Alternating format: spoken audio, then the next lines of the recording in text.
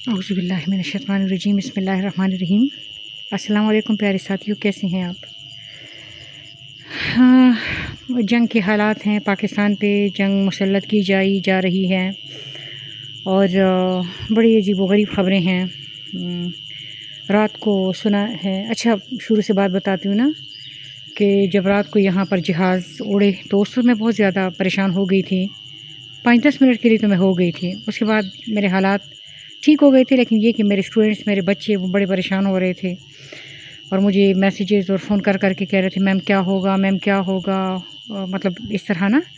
फिर बहरहाल मैंने भी वज़ू भी किया, अल्लाह ताला से बात की, अल्लाह ताला को मैंने ये कहा कि आपने चूँकि हमेशा हमें लाडला रखा हुआ है, तो मतलब लाडलों की एक डिमांड होती है कि उनके लाड उठाए जाते रहें ना, क्योंकि लाडले बड़े व नाज़ुक मिजाज होते हैं।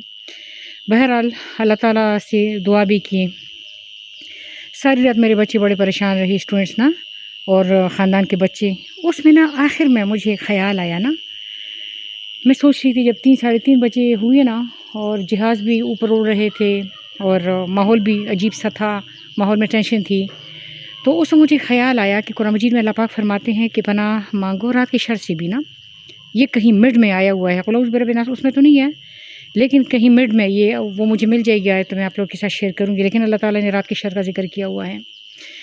तो मैंने एक स्टेटस लगाया अपने स्टूडेंट्स के लिए, अपने बच्चों के लिए, कि ये अभी थोड़ी देर मतलब जब रोशनी आ जाएगी तो हम एक दूसरे का मजाक उड़ाएंगे और हम अपने इस खौफ पे हंसेंगे।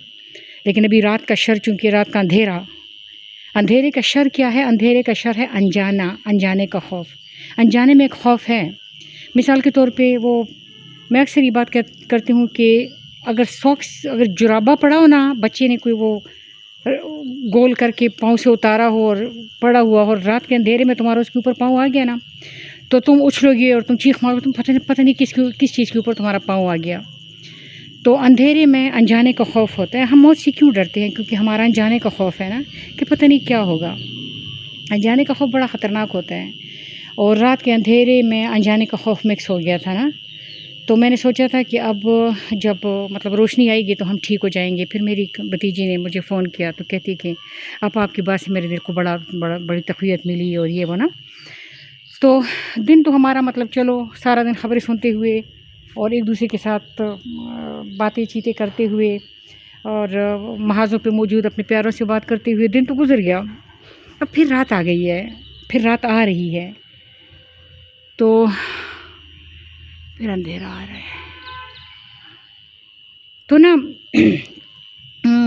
यहाँ पर ख़बरें गश्त कर रही हैं कि रात को ब्लैकआउट होगा, वीकेंड को ब्लैक कर दिया जाएगा, क्योंकि वीकेंड का इलाका सेंसिटिव है, तो फलां ढमकान ना।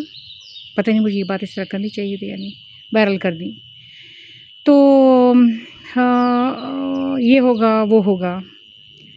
तो मेरे एक बड़े तगड़े बच्चे ने मुझे मैसेज किया, तो मुझे कहते हैं, मैम मुझे ना सर का दर्द स्टार्ट हो गया है। अब वो बड़ा जीदार किस्म का नौजवान लड़का है, तो कहते मेरे सर में दर्द शुरू हो गया और बता रहा था कि मेरी खाला या फूफो कहते मेरी आंटी रो रही हैं। ये लोग परेशान हो गए हैं क्योंकि फिर रात आ रही है।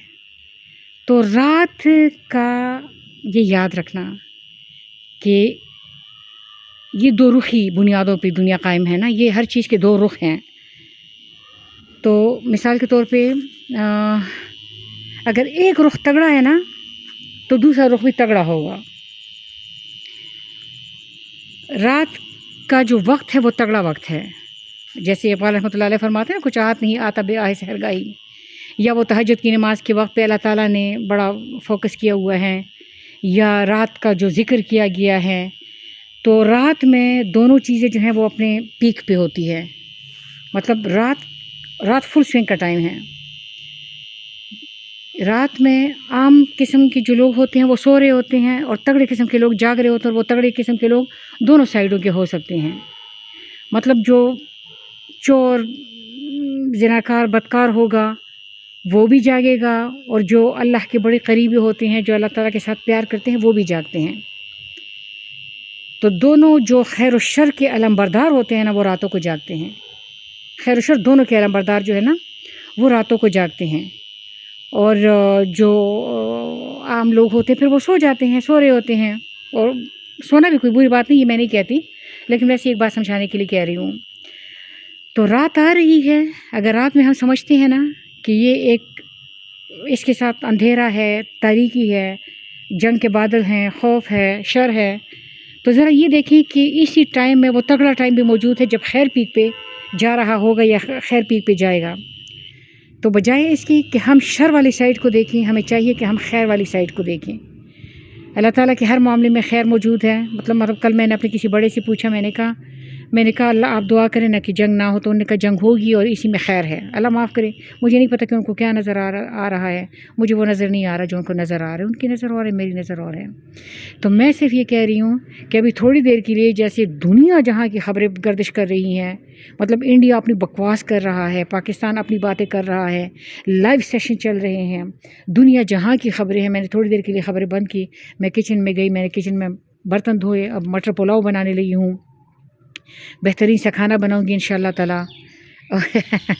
और अपने घर वालों को हंस के कह रही थी कि आज कैंडल लाइट डिनर होगा।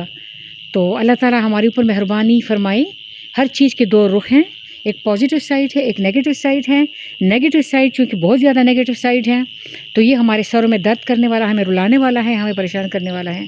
पॉजिटिव साइड जो है ना, वो बहुत ज़्यादा पॉजिटिव है। फिर आप बहुत ज़्यादा पॉजिटिव साइड पे आप चले जाए ना, तो आप देखेंगे कि अल्लाह ताला आपके दिल के ऊपर सकीनत, सुकून नाजिल कर देगा। और अल्लाह माफ़ करे, मेरे दादी का कौल है, मेरे दादी कहा करते थे कि डज नमक के मम रहे। डज नमक के मम रहे का मतलब है कि फ़ायर से पहले मत मरो। तो वो अक्सर जब हम परेशान हो जाते थे ना किसी बात के लिए, तो वो कहा करते थे डज नमक के मम रहे, यानी फ़ायर से पहले मत मरो। तो हमने हालात वो फ़ायर से पहले मरने वाले बना दिए हैं। अल्लाह ताला खैरियत रखे, परेशान ना हो, अल्लाह ताला से खैरियत तलब करें। अल्लाह ताला हमारे ऊपर मेहरबान है, वैसे ही हमें हमेशा हमारे ऊपर मेहरबानी फरमाता है। वो है ही मेहरबान, वो फरमाता है मेरी रहमत मेरे गज़ब पे हावी हो चुकी है। तो खुश रहें, आबाद रहें, अल्लाह ताला से सुकून तलब करें और अपने अफवाज के लिए खैरियत मांगें और परेशान ना हो। हज़रत अली करमुल्लाह वजहू का कौल है कि मुसीबत में घबराना मुसीबत से बड़ी मुसीबत है। तो ये हम मुसीबत से बड़ी मुसीबत में जा रहे हैं अगर हम परेशान होंगे। अल्लाह ताला खैरियत रखे।